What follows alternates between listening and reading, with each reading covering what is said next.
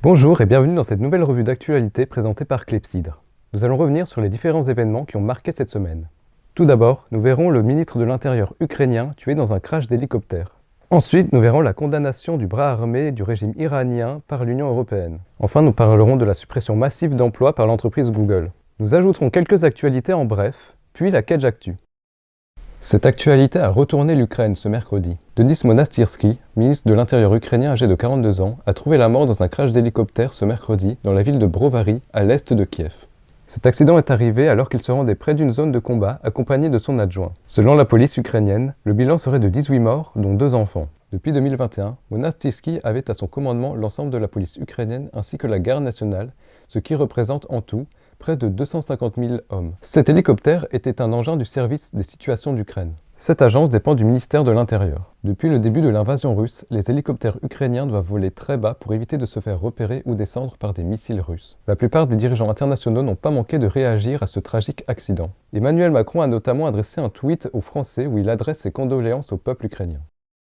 Le Parlement européen a demandé ce mercredi que les gardiens de la révolution, bras armés du régime iranien, soient classés comme une organisation terroriste. Des sanctions économiques de la part de l'Union européenne envers l'Iran devraient suivre. En effet, le Parlement européen a voté ce texte condamnant la répression armée brutale des manifestations dans le pays. Ces manifestations font suite à la mort de Mahsa Amini, morte il y a quelques semaines tuée par la police iranienne. Le texte condamne également les livraisons de drones à l'armée russe. Sans plus attendre, le gouvernement iranien a réagi, mettant en garde Bruxelles. En effet, d'après ce gouvernement, une telle décision reviendrait pour l'Europe à se tirer une balle dans le pied. Ces derniers mois, les relations entre l'Union européenne et l'Iran se sont donc bien détériorées.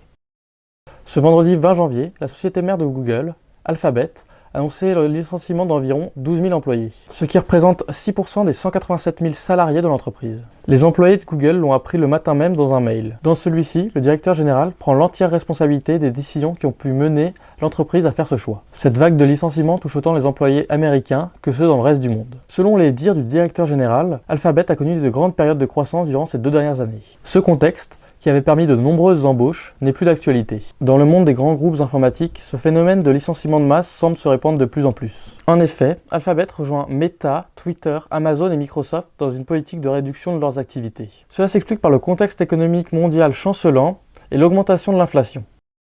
Nous allons maintenant brièvement nous pencher sur d'autres actualités qui ont également marqué cette semaine. L'ancien président américain Donald Trump a récemment demandé aux dirigeants de la plateforme Meta, Mark Zuckerberg, d'obtenir à nouveau l'autorisation d'utiliser son compte Facebook, bloqué depuis l'attaque du Capitole par ses partisans en 2021. L'entreprise Meta devrait s'exprimer prochainement sur sa décision. La première ministre néo-zélandaise, Jacinda Ardern, a annoncé ce jeudi sa démission. En effet, elle considère qu'elle n'est plus en mesure de gouverner l'État, car sa fonction lui a déjà coûté beaucoup d'énergie. Matteo Messina Denaro, le mafieux le plus recherché d'Italie, a été retrouvé et arrêté cette semaine en Sicile alors qu'il était en cavale depuis 30 ans.